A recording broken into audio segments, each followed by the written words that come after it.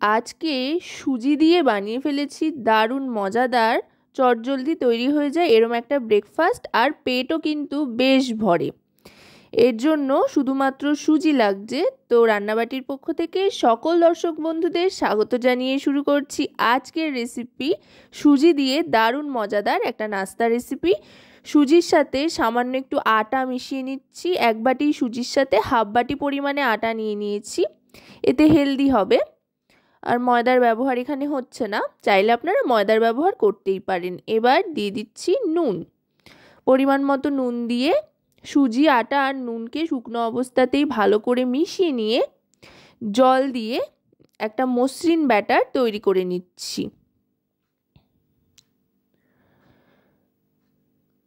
অল্প অল্প করে জল দিয়ে কিন্তু ব্যাটারটা তৈরি করতে হবে, একসাথে অনেকটা জল দিলে কিন্তু লাম্পস তৈরি হয়ে যেতে পারে। তাই অল্প অল্প করে জল দিয়ে একটা ব্যাটার তৈরি করে নিলাম। করে এবার এটাকে ঢাকা দিয়ে সরিয়ে রাখবো, একটু রেস্টে রেখে দেবো।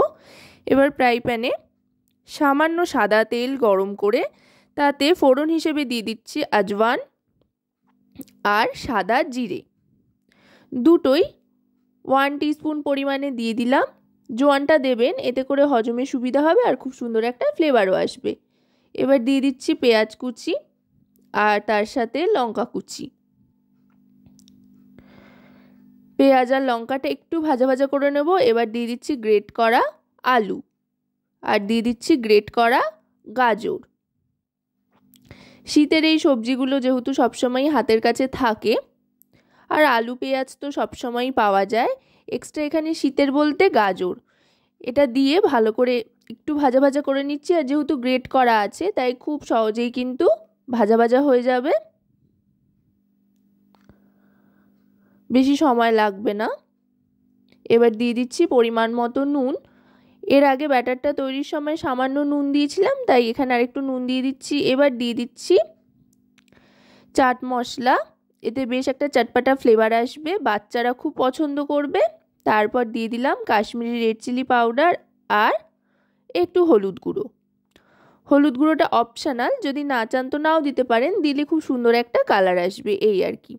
দেখুন ভাজা ভাজা কিন্তু হয়ে গিয়েছে, এবার গ্যাসটা অফ করে দেবো। এদিকে আবার সুজির ব্যাটারটার দিকে চলে আসলাম। যেহেতু একটু রেস্টে রেখেছিলাম তাই একটু কিন্তু ঘন হয়ে গিয়েছে।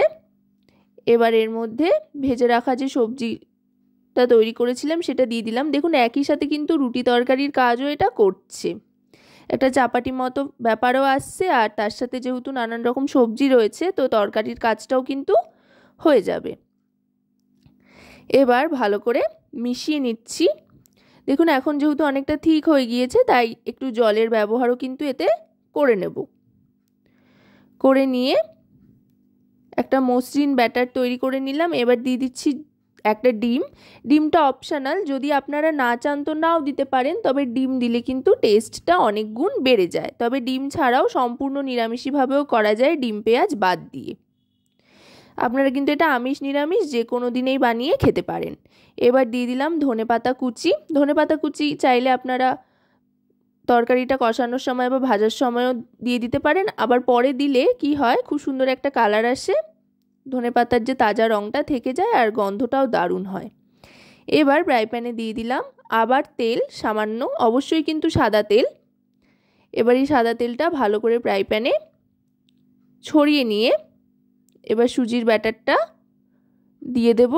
আমি এখানে যেহেতু ছোট একটা হাতা নিয়ে নিয়েছি, হাতা চামচ, তাই 2 হাতা মতো দিয়ে এবার এটাকে গোল করে নিচ্ছি, গোলা রুটি বা প্যানকেকের মতো যেমন হয় আর কি। প্যানকেক যদিও ছোট হয়, এগুলো বেশ বড় বড় করেই বানাচ্ছি আর একটু মোটা করে বানাচ্ছি।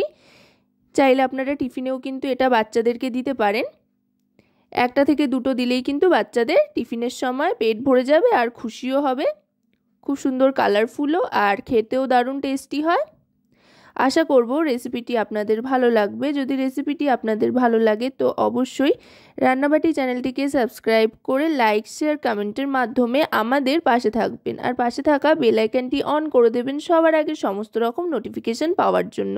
আর যদি রেসিপিটি আপনারা আমাদের ফেসবুক পেজ থেকে দেখেন তো অবশ্যই রান্নাবাটি ফেসবুক পেজটিকে ফলো করার অনুরোধ রইল। মিডিয়াম টু হাই ফ্লেমে দুদিকটা কিন্তু বেশ ভালো করে ভেজে নিতে হবে, যেহেতু সুজি আছে একটা ক্রিস্পিনেসও আসবে। আর এটা কিন্তু একবার খেলে অনেকক্ষণ পেটে থাকে, যেহেতু সুজি আছে, সুজি কিন্তু বেশ পেট ভার করে। এবার আমি এটা সার্ভ করে দিলাম। তো রেসিপিটি কেমন লাগলো অবশ্যই জানাবেন।